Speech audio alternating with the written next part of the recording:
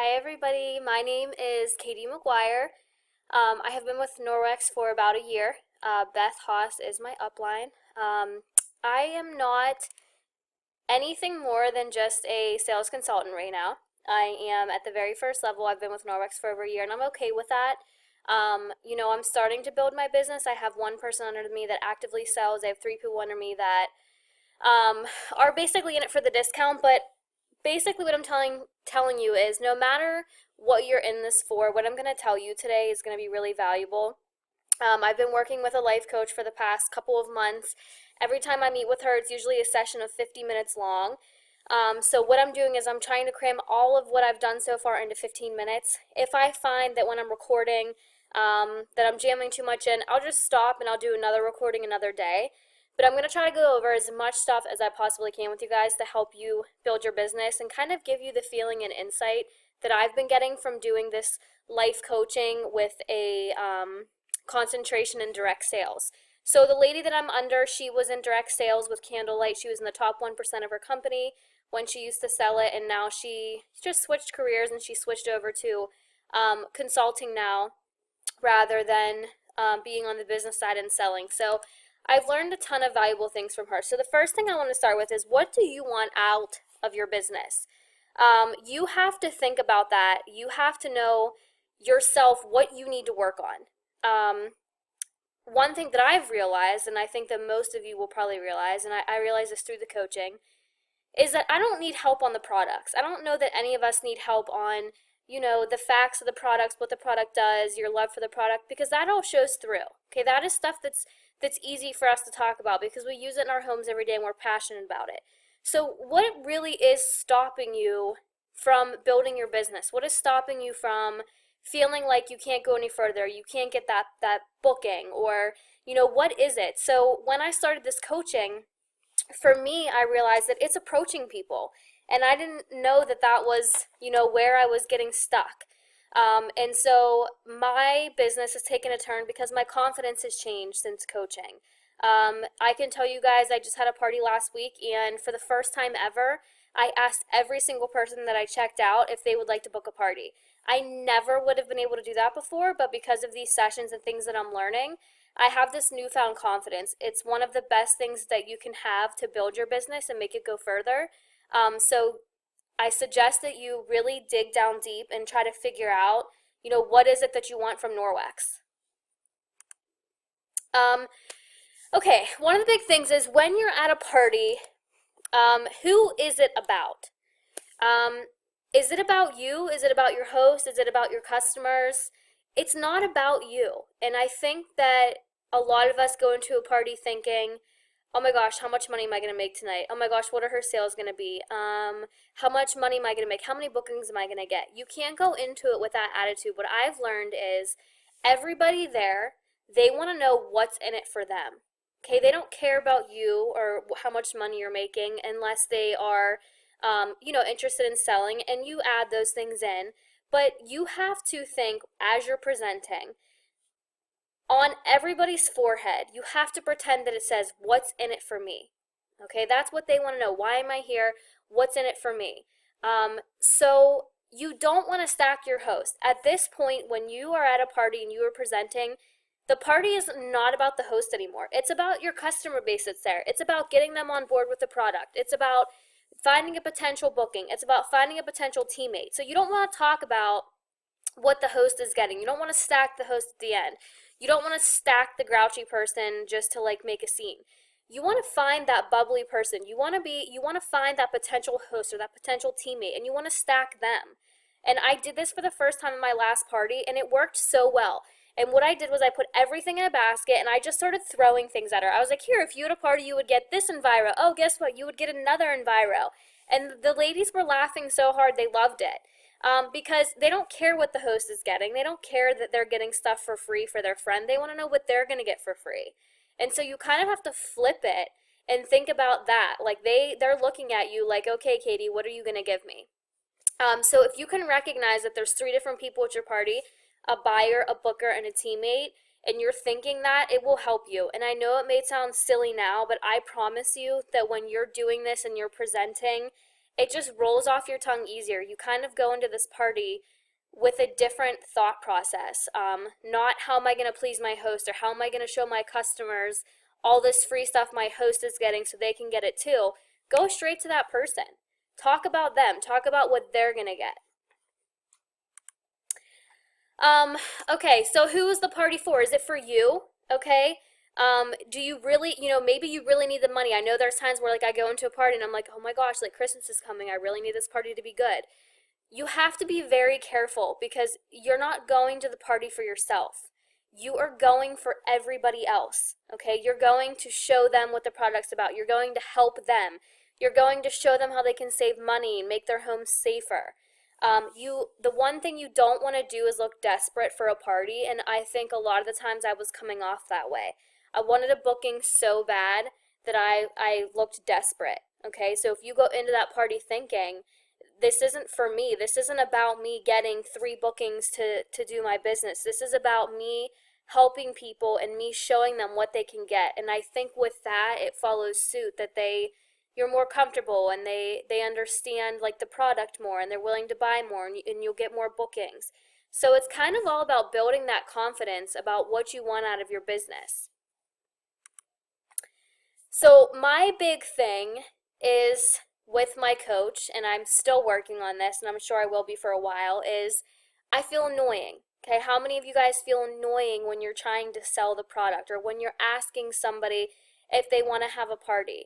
And she just always looks at me like, are you crazy? Like, why do you feel annoying? Like, people, why do you think people are going to be annoyed when you ask them to host a party? And I just always say, I feel like that salesy person. And I'm slowly learning that you cannot look at your business like that. You honestly can't.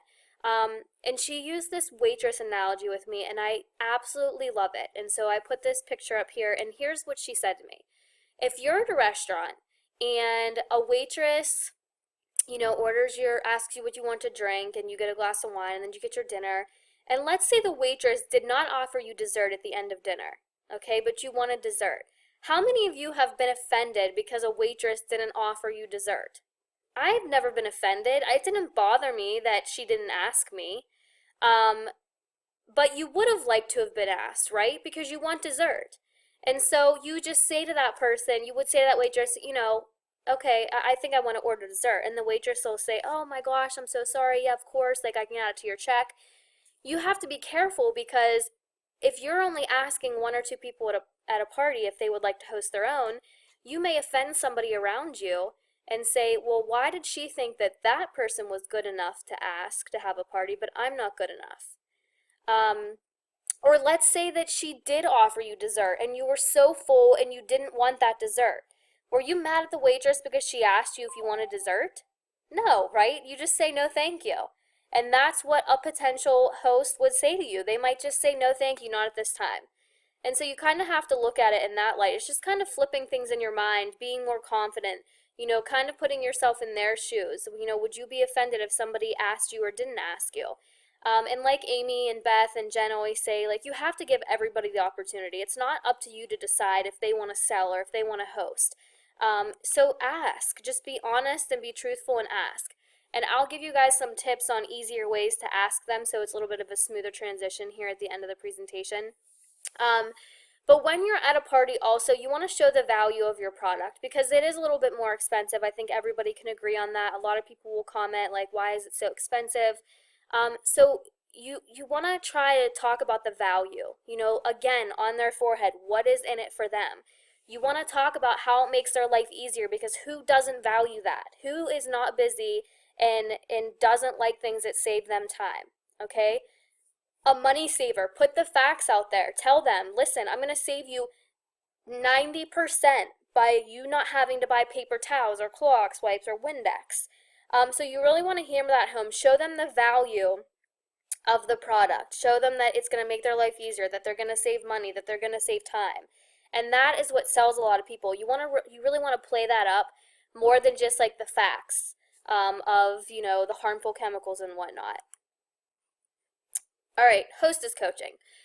So hostess coaching, we all know, is super important. I think we all can agree on that, okay? But how often does somebody cancel a party because they say like only 1 or 2 people could come or everybody canceled? I think that happens to a lot of us, right? So my life coach gave me an idea, and she said, what if you sent the invites out yourself? Now, this would be a huge commitment for you to actually send the invites out, but you would just get a list of emails or addresses from your potential host, and you send the invitations out yourself, whether it be like text or email. And if she's willing to do that for you, red stamp, you can type all the addresses in right there and it sends the invitation out. So if she was willing to get you that information, that can guarantee you that people know about the party, and it kind of helps that host feel more comfortable, and it gives them less of a chance to back out of the party. Another hostess coaching is books and order forms. Okay, I sometimes would give books and order forms, but I didn't really tell the host what to do with it. You just assume they know, okay, this is the order form and this is the catalog. But something that you can do with the catalog, and I thought this was brilliant, is you tell her obviously to collect orders ahead of time, right? But you tell her, she doesn't give a catalog to somebody at work and say, oh, here's a catalog, I'm having a party, like if you can't make it and you want to order something, like here you go. That is not what you want to tell your hostess. You want to tell your hostess, give that catalog to somebody at work. Tell them you need that back by 5 o'clock because Sally down the cubicle, 3 cubicles down, wants to look at it at 3 o'clock. Then you're making that person, you're giving them a deadline and a time frame that they have to give you their order. So then you're guaranteed an order by then, and you're guaranteed to get that catalog back. And also, you want to have your host, I thought this is a really good tip, circle everything in the catalog that he or she wants. And you tell them, I want you to go through and circle everything, no matter what the price is, circle it all. And then I want you to look back through, and that is what you are trying to earn. And earn is the key word there, because you want your host to know that they have to work a little bit. If they want to earn all this stuff for free, they have to talk about the product. They have to get people to their party. And so it kind of gives them a goal in mind when they're circling all of these things they want, and it gives them motivation.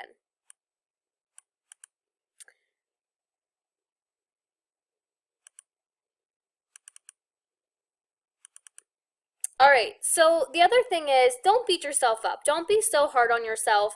A lot of the times I go home and I say, oh my gosh, I should have done that, or I should have asked her to have a party. And a new way that I'm looking at this is, don't say I should have, okay? You're not a bad person.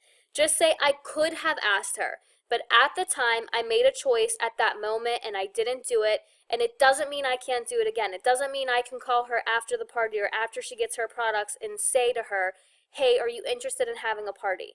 So trying not to be so hard on yourself and beating yourself up and thinking about every little calculated move at a party.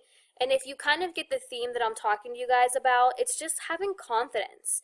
And, not going into these parties thinking like that you have all these demands that you have to meet. And so I hope that helps you guys understanding confidence. If approaching people is something that's difficult for you, I think it's difficult for a lot of people. There's this exercise that I did with the coach, and I will do this in a whole nother video because it could be a whole nother thing. But just to give you guys an idea, this is what this wheel looks like that she had me complete. And I will show you guys how to do this because you might want to use it with your team that's below you to help coach them. All right, I have about a minute and a half left on this Screencast-O-Matic before it shuts me off. So my last slide is just some party tips that I have for you guys, okay? Always remember that the person at the party, the people at the party, they listen to the very first 3 minutes and in the last 3 minutes. Those are the things that they always remember.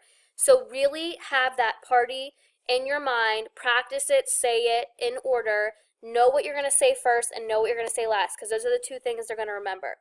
Next, always say the date that you want last because they are more likely to choose what they last heard. So if you're calling somebody and you're trying to reach out to get a booking, and you have the November 15th and the 22nd open, but you really want the party on the 15th, you say to them, hey, I got the 22nd and the 15th open. Which one would you like? Okay, and they're more likely to pick the 15th. Use the calendar that Beth posted. When you're showing somebody that you have certain dates that you're limited to and certain dates, it helps with recruiting. It shows people that it's easy, and it shows people that your schedule's flexible, and it takes the hassle out of booking. And then finally, the stickers that I have for customer info. You guys saw that picture, and I will do that in a separate video another day, but it's a good way of helping lead yourself into getting certain bookings. Okay, so I will do that on a separate video. Thank you, everybody. I hope you enjoyed.